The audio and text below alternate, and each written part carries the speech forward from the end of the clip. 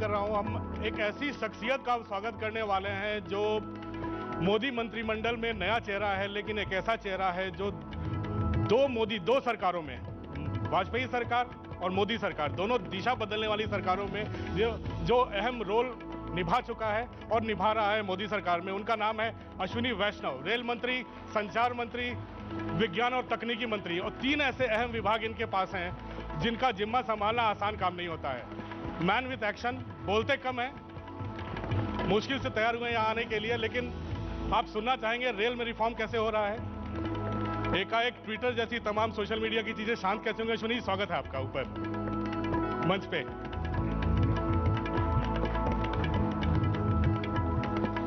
अश्विनी वैष्णव, Ashwini sir, mic. नमस्कार।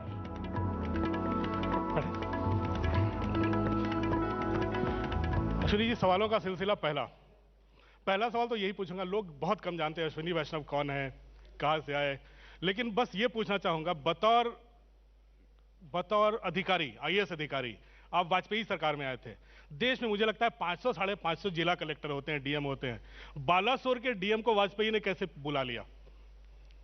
आप सब पुरानी यादों में ले गए। बालासोर में 99 में एक सुपर साइक्लोन आया था उड़ीसा में, अक्टूबर 1999 में। तो उस वक्त जो जिले की टीम थी, हमारे सारे के सारे officers, public representatives, MLAs, MPs, सब ने मिलकर बहुत बढ़िया काम किया था। काम तो टीम ने किया, बेनिफिट मुझे हो गया। तो वहां तक सफर कैसे चुना मुझे नहीं पता, लेकिन चलिए, वो सफर है जो आज तक थमा नहीं। आईएएस से इस्तीफा दे दिया, फिर अपना काम किया, फिर राज्यसभा में आया, मोदी सरकार में मंत्री हैं। आपने आते ही, अश्विनी सर, आप 7 बजे सुबह ऑफिस आते हैं और रात के 12 बजे लौटते हैं। आपकी तो कोई शिफ्ट नहीं है, लेकिन अधिकारी 3-3 शिफ्ट में काम कर रहे हैं आपके यहाँ। काम तो करना पड़ेगा। जब प्रधानमंत्री जी स्वयं इतनी मेहनत कर रहे हैं तो हम सबको मेहनत तो करनी पड़ेगी। मुश्किल नहीं आ रही है 3-3 मंत्रालय? नहीं, ठीक है, काम में मजा आ रहा है। मैंने बोला था ना, कम बोलते हैं। लेकिन मैं फिर भी सवाल पूछता रहूंगा। जनता खुश है कि एक 24 घंटे काम करने वाला मंत्री आया है जो रेलवे में रिफॉर्म्स ला रहा है, लेकिन अश्विनी सर, एक चीज तो है, अधिकारियों को उतना मजा आ रहा होगा?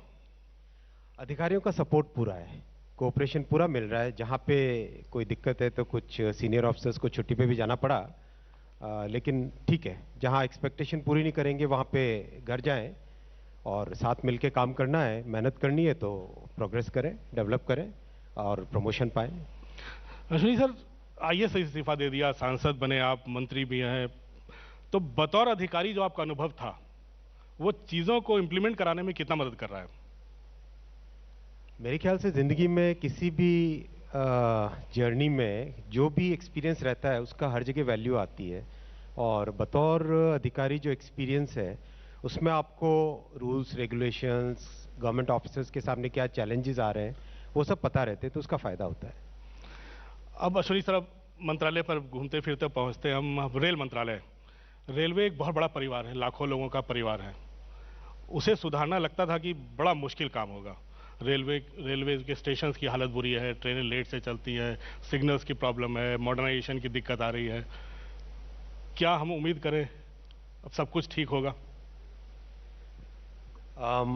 अगर आप 10 साल 12 साल पहले का रेलवे देखते तो आपको एक अलग पिक्चर दिखता, लेकिन पिछले 7 साल में अगर आप देखते हैं, किसी भी स्टेशन पे जाइए, पटरियों को देखिए, स्टेशन की कंडीशन देखिए, जो सफाई का स्टैंडर्ड प्रधानमंत्री मोदी जी पिछले 7 साल में लेवल पे एक लेके आए हैं, जिस तरह के नए इनिशिएटिव्स स्टार्ट हुए हैं। आपने अभी रिसेंटली मध्य प्रदेश भोपाल में कमलापति स्टेशन का देखा होगा, या फिर गांधीनगर स्टेशन देखा है, या फिर वंदे भारत ट्रेन देखी है। तो बहुत सारे 7 साल में इनिशिएटिव्स ऐसे हुए हैं जिसके कारण रेलवे का एक ट्रांसफॉर्मेशन हो रहा है। अब उसी चेन को आगे बढ़ाना है। आप ज्यादातर रेल में यात्रा कर रहे हैं, अभी कभी उड़ीसा चले जा रहे हैं, कभी कश्मीर की तरफ चले जा रहे हैं, आप लोगों से मिल रहे हैं, रोज रेल यात्रा के दौरान सैकड़ों लोगों से मिल रहे हैं। आप स्टेशन पर उतरते हैं तो वहाँ जो चाय की दुकान होती है, आप कुल्हड़ में आप चाय भी पी रहे हैं। तो क्या ये फीडबैक इंप्लीमेंट करना, जो मुश्किलें आ रही हैं आम यात्री को, या फिर जो मुश्किलें हैं, जो वेंडर बैठा है रेलवे स्टेशन पर, उसको कैसे सुधारा जाए, ये कहाँ तक सुधारने में मदद करेगा आपकी? कुछ तो जिस बैकग्राउंड से हम लोग आते हैं उस बैकग्राउंड में इसी तरह से हम लोग बचपन में बड़ी मुश्किल से ट्रेन मिलती थी, बड़ी मुश्किल से जिस तरह की परिस्थितियों से आते हैं तो एक नेचुरली उससे जुड़ाव अच्छा लगता ही है कि किसी चाय के साथ, चाय की दुकान पे बैठ के चाय पी लिया। लेकिन दूसरी बात जो फीडबैक मिलता है, एक जो प्योर फीडबैक कस्टमर्स से, रेलवे के कर्मचारियों से, पैसेंजर्स से, टी स्टॉल के मालिक से, ये जो फीडबैक मिलता है, इस फीडबैक की अपनी अलग वैल्यू होती है क्योंकि वो अनकलर्ड फीडबैक है, तो उसका बहुत फायदा होता है। एक बड़ी चिंता है आज के लोगों को कि सरकार रेलवे का प्राइवेटाइजेशन कर रही है, एक बहुत बड़ी चिंता है और बार बार सवाल भी उठते हैं, विपक्ष भी उठाता है। स्टेशंस को निजी हाथों में दिया जा रहा है कि आप साफ करें, आगे बढ़ें, तो क्या सरकार पूरी तरह से निजीकरण की दिशा में बढ़ रही है या इंप्रूवमेंट के लिए कुछ हिस्सा प्राइवेट सेक्टर को दिया जाएगा? क्या प्लान है आपकी सरकार का, आपके नेतृत्व में रेलवे का? मेरे पूर्ववर्ती मंत्री श्री पीयूष जी गोयल ने पार्लियामेंट के फ्लोर पे क्लियरली कहा है कि रेलवे के प्राइवेटाइजेशन का कोई प्लान नहीं है, कोई प्रपोजल नहीं है। रेलवे इतना कॉम्प्लेक्स ऑर्गेनाइजेशन है, कितने सारे सिस्टम्स है, आपका ट्रैक सिस्टम है, आपका इलेक्ट्रिसिटी का ओएचई सिस्टम है, सिग्नलिंग सिस्टम है, इतने सारे सिस्टम्स हैं और सब के सब इंटरप्ले करते हैं एक दूसरे से। ऐसे कॉम्प्लेक्स सिस्टम को प्राइवेटाइजेशन की कोई थॉट प्रोसेस ही नहीं है। विपक्ष कई बार इस बात को अननेसेसरी मुद्दा बना के उठाने की कोशिश करता है, लेकिन पब्लिक जानती है, सभी लोग जानते हैं कि रेलवे के प्राइवेटाइजेशन का कोई स्कोप नहीं है। रेलवे परिवार कैसे आगे बढ़े, आज 12 लाख रेलवे परिवार के मेंबर्स हैं गवर्नमेंट एम्प्लॉयज के पॉइंट ऑफ व्यू से, और 2 करोड़ है टोटल रेलवे परिवार, यानी रेलवे के जो सप्लायर्स हैं, वेंडर्स हैं, कॉन्ट्रैक्टर्स हैं, मेंटेनेंस के लोग हैं, वो सारे के सारे 2 करोड़ है। हमारा टारगेट है ये 2 करोड़ की संख्या 3 करोड़ कैसे पहुंचे, रेलवे का और एक्सपेंशन कैसे हो, क्योंकि रेलवे का एक्सपेंशन हुआ मतलब देश की लॉजिस्टिक्स की कॉस्ट डाउन हुई।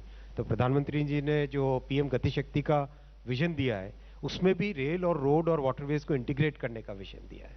तो वो थॉट प्रोसेस है, न कि होलसेल प्राइवेटाइजेशन की कोई बात ही नहीं है। मैं एकदम क्लियर कर रहा हूँ। सर, स्टेशनों पर एक ही समस्या होती है, बेसिक कम्युनिटीज़ की दिक्कत है, यात्रियों को जो परेशानी होती है रेलवे के देर से चलने से, तो ये तमाम समस्याएं हैं। तो क्या इन सब का कायाकल्प कैसे करेंगे आप, कैसे मॉडर्नाइजेशन लाना संभव होगा?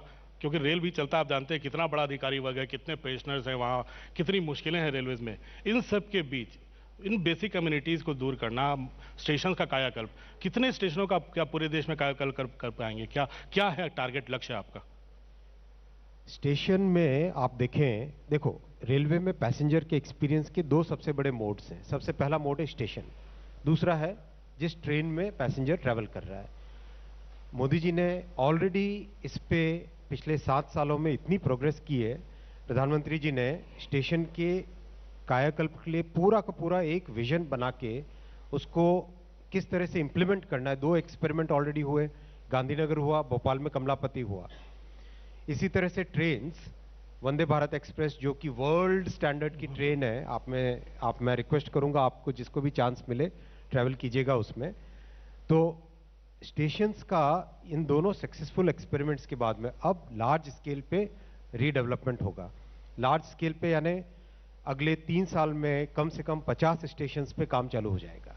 तो उसकी डिजाइनिंग हो रही है, उसके पैनल्स तैयार हो रहे हैं, किस तरह से सिटी के साथ इंटीग्रेशन हो, उसका आर्किटेक्चर, उसकी हेरिटेज वैल्यू, उसको ध्यान में रखा जाए।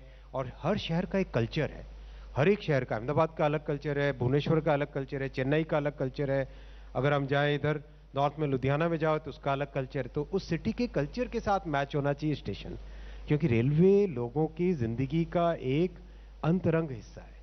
तो उस थॉट प्रोसेस के साथ आगे बढ़ रहे हैं हम। तो ये लक्ष्य निर्धारित किया है कुछ, कब तक कितने स्टेशन आप लोग पूरे कर पाएंगे?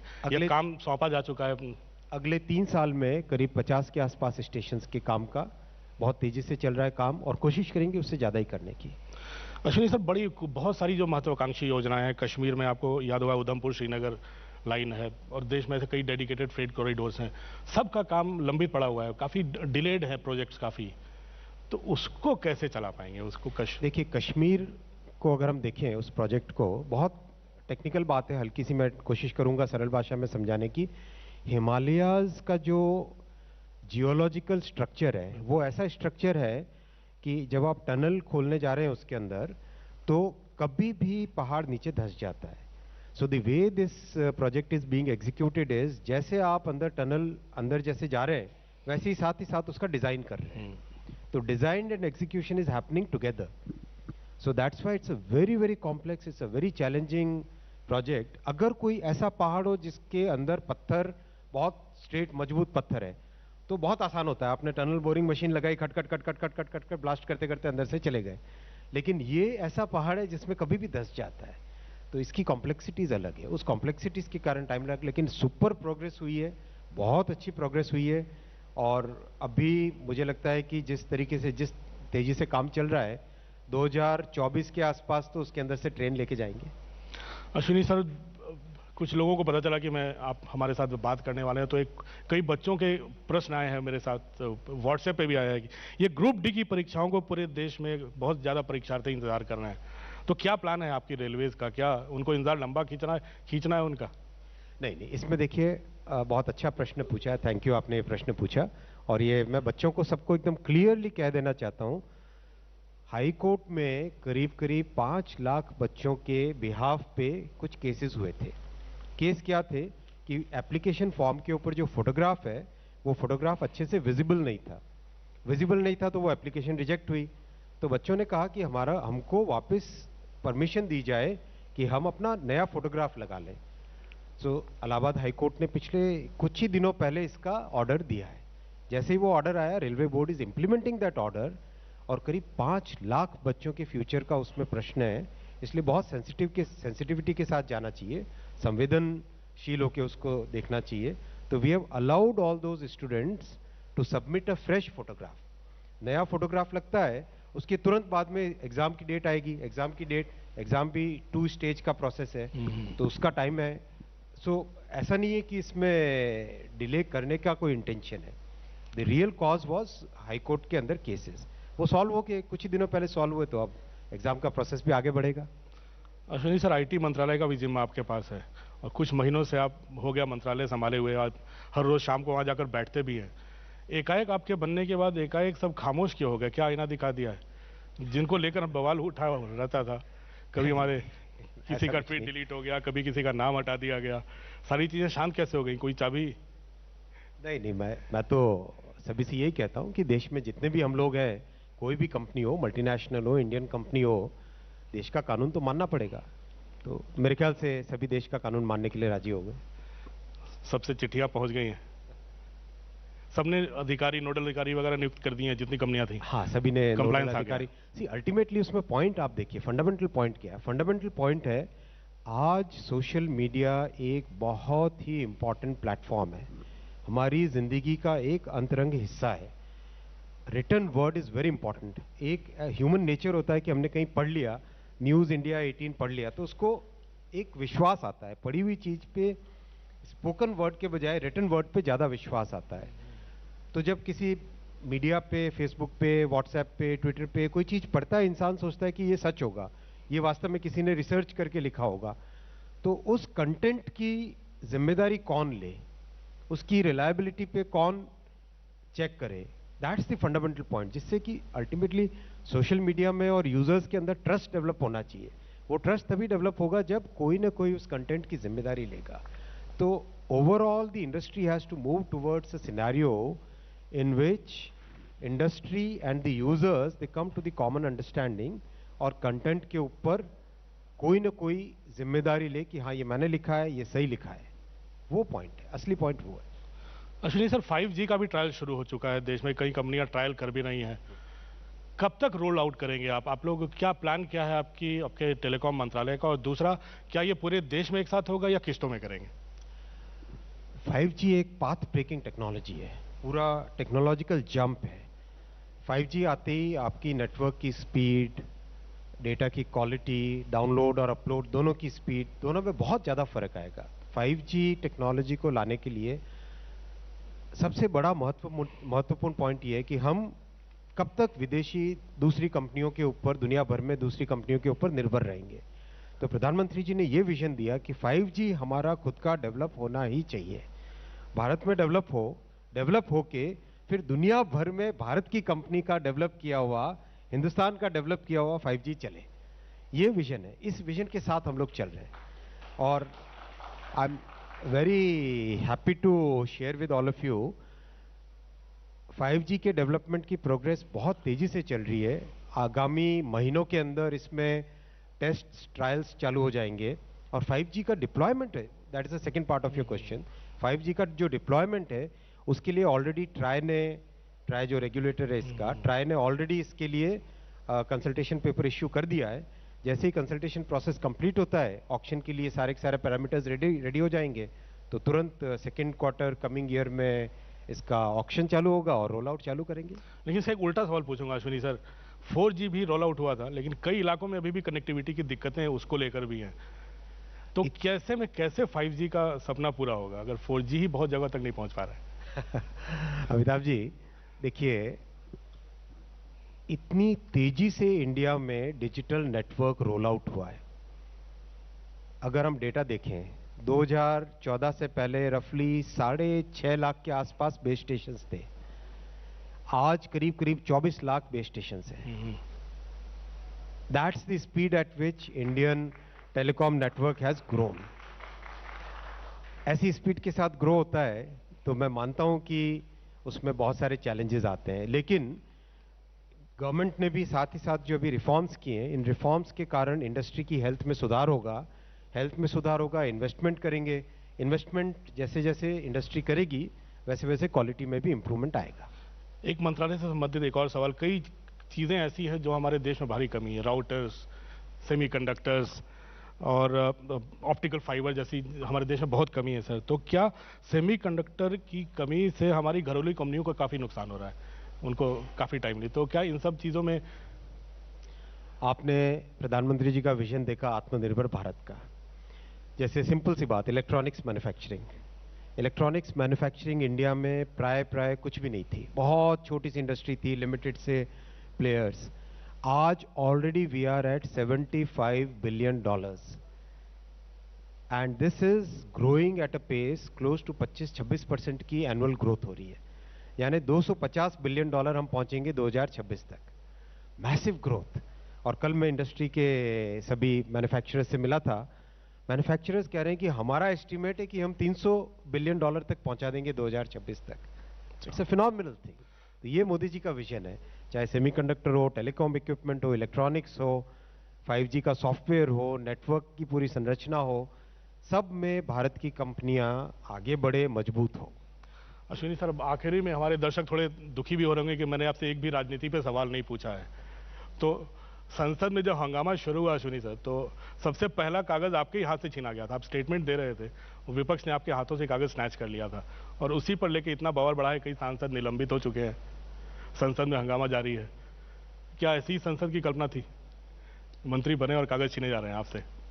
नहीं, मैं इस पे कुछ बोलूंगा नहीं, लेकिन हमारी जनरेशन को ये एग्जाम्पल सेट करना चाहिए कि आगे आने वाली जनरेशन्स को ये मैसेज मिले संसद में बिहेवियर कैसे करना चाहिए।